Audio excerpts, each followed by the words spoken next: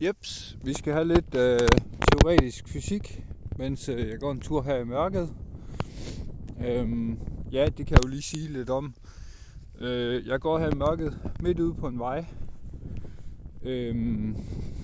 Jeg kan sagtens se kanterne, der er lidt sne i græsset og så videre. Og jeg har et rimelig okay nattesyn, så det er ikke rigtig noget problem. Og hvis der kommer en bil, så kan man både høre og se den langt væk. Især om natten, eller om aftenen. Så altså, bare for at sige, ingen fare på færde.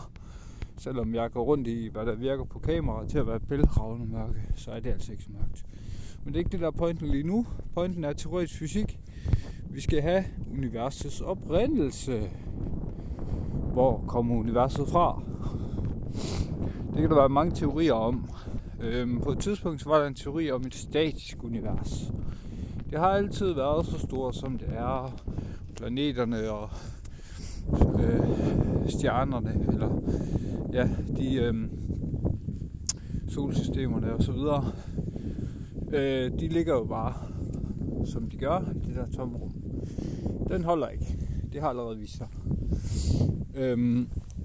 Og der kan være mange forskellige teorier, men man kan også sige, hvis man tager den rent filosofiske udgave af det her, så kan man sige, hvordan giver det mening, at vi har et statisk univers? Hvor kommer det så fra?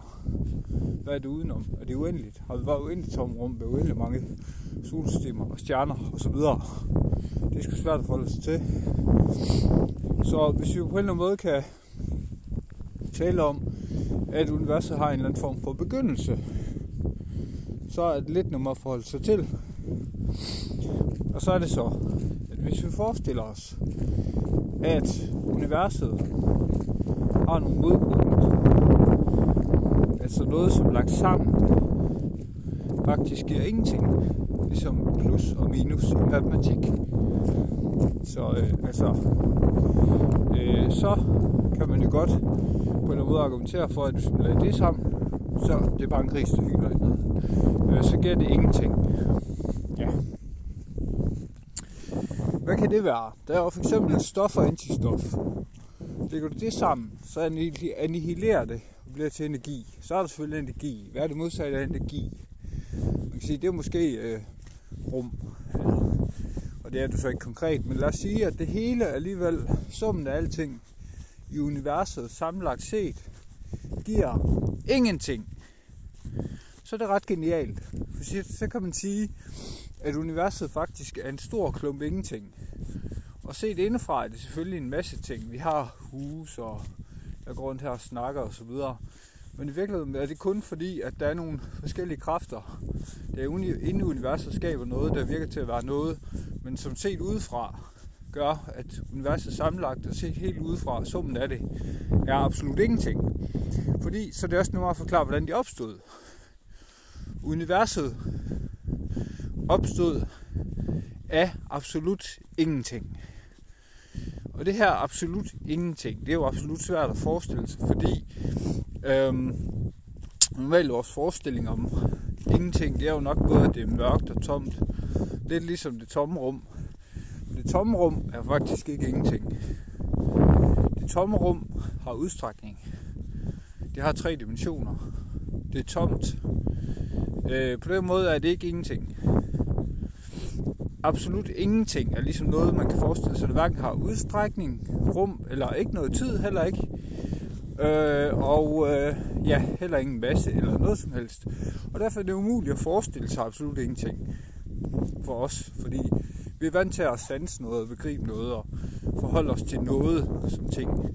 Man kan sige, at det her næsten er, på en eller anden måde, det som buddhismen prøver at forholde sig til, når de forholder sig til nirvana eller absolut ingenting. Det fascinerende ved det her er jo, at hvis vi nu siger, at vi har absolut ingenting, og det er der, fordi der behøver sikkert være noget, der definerer, at nu er der absolut ingenting. Der er ingenting, der har skabt det. Der er ingen årsag og effekt, som vi har i vores univers, hvor det her har skabt det her. Altså, der er tændt for lyset, så kom lyset igennem strømmen, stikkontakten og op i lyskilden. Nej, ikke med absolut ingenting. Fordi det er der jo ikke, så kan der automatisk være der. Alle steder. Overalt. Så absolut ingenting, det er der automatisk, fordi det ikke er der. Det ikke er noget. Det er jo genialt.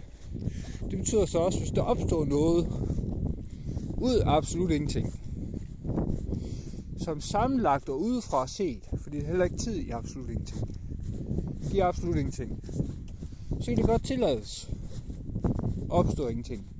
Og så er det faktisk opstået af sig selv ud af ingenting, og det er meget nemmere at forklare, end at det bare lige pludselig har været der altid, eller at en Gud måske har skabt det, fordi om så skabt Guden, og så videre. Så ud fra et, skal man sige, ultralogisk og filosofisk synspunkt, så burde universet være opstået af absolut ingenting. Og man kan sige, heldigvis er de fleste teoretiske fysikere enige i det her.